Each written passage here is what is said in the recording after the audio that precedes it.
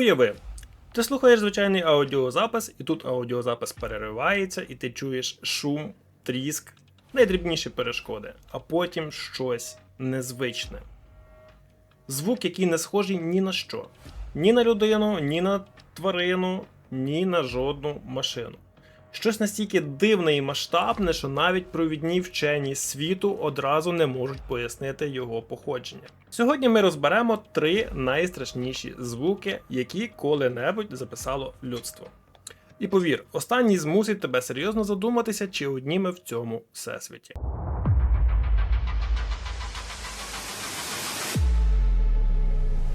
Отож, вимикай світло, надягай наушники, ми починаємо. Нашу подорож у невідоме ми почнемо з місця, яке ми знаємо навіть гірше, аніж поверхню Марса. З глибин Світового океану. 1997 рік. Холодна війна майже в минулому, але розгалужена система підводних гідрофонів Сполучених Штатів Америки – це спеціальні мікрофони, створені для виявлення радянських підводних човнів. Все ще працює. Раптом у південній частині Тихого океану датчики фіксують дещо неймовірне. Надзвичайно гучний низькочастотний звук.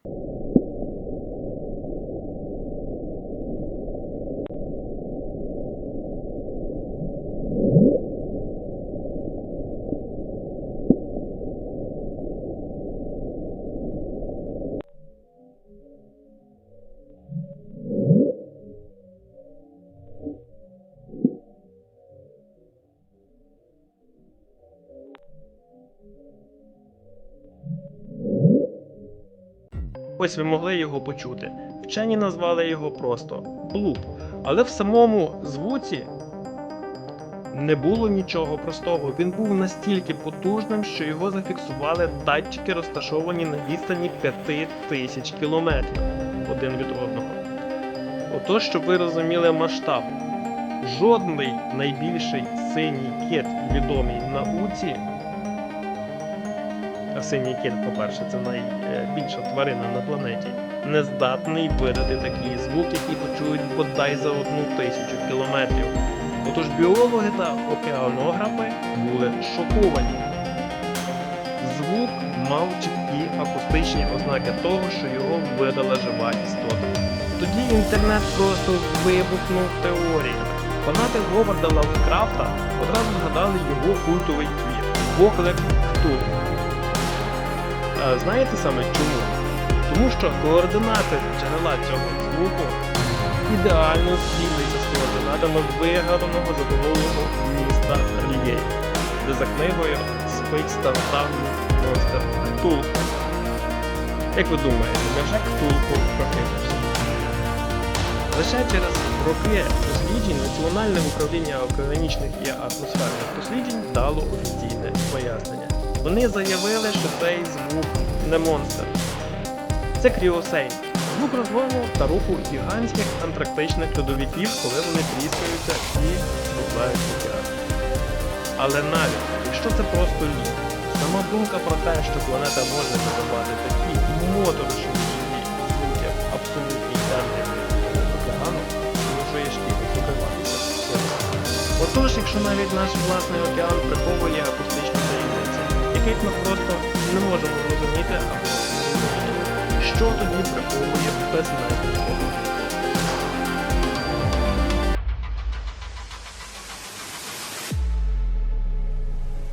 Отож, звук номер 2 – The Wolf Signal. Сигнал, який прийшов ні звідки. 15 серпня 1977 року, штат Огайо, США, радіотелескоп «Велике ухо» працює в рамках програми SETI в пошуку позаземного розуму. Астрономи звикли чути мільярди годин монотонного космічного шуму, вибухів зірок та випромінювання пульсарів. Але цієї ночі телескоп зловив дещо, що назавжди війде в історію. Це був потужний радіосигнал. Він тривав рівно 72 секунди. Ось послухайте.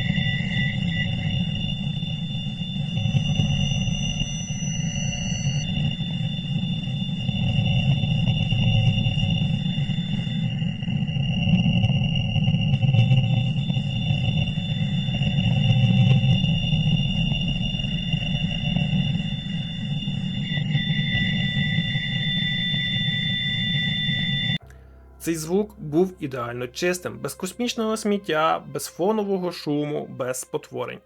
Коли астроном Джері Ейман аналізував комп'ютерну розвідку даних, він був настільки шокований математичною точністю цього сигналу, що просто обвів групу символів червоною ручкою і написав одне єдине слово – «Вау».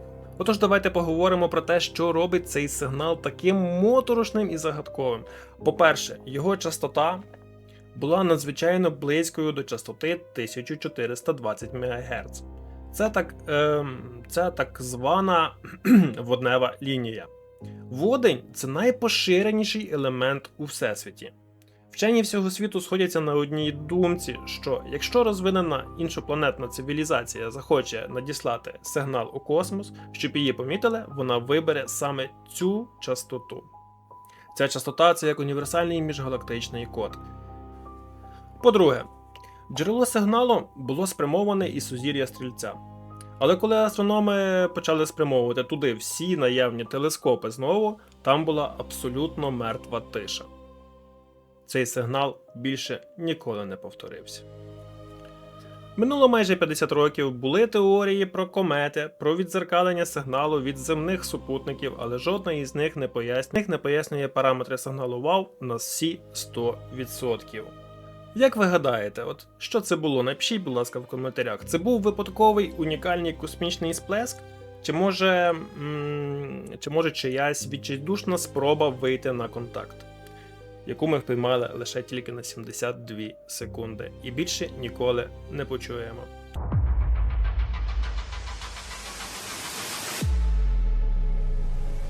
Звук номер 3. Так зване радіо привидів бузер. Але якщо океан і космос далеко, то наступний звук знаходиться прямо тут. Він на землі. І ти можеш почути його прямо зараз, якщо налаштуєш свій радіоприймач на частоту 4625 кГц. Це УВБ-76, також відома як The Buzzer або просто жужкалка. Уявіть собі радіостанцію, яка працює цілодобово 24 години на 7 десятиліттями, щонайменше з кінця 1970-х років. На ній немає музики. Там немає реклами, немає випусків новин, там немає жодних пояснень.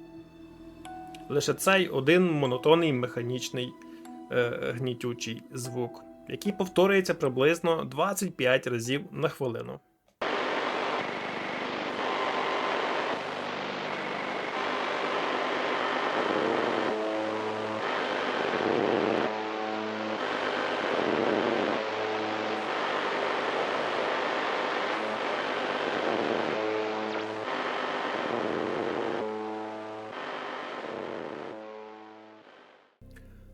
Але саме наймоторошніше відбувається тоді, коли жужкання раптово припиняється. У цей момент крізь шум пробивається живий людський голос, наче з глибинного підземного бункера. Він зачитує абсолютно незрозумілі набори слів, цифр та імен.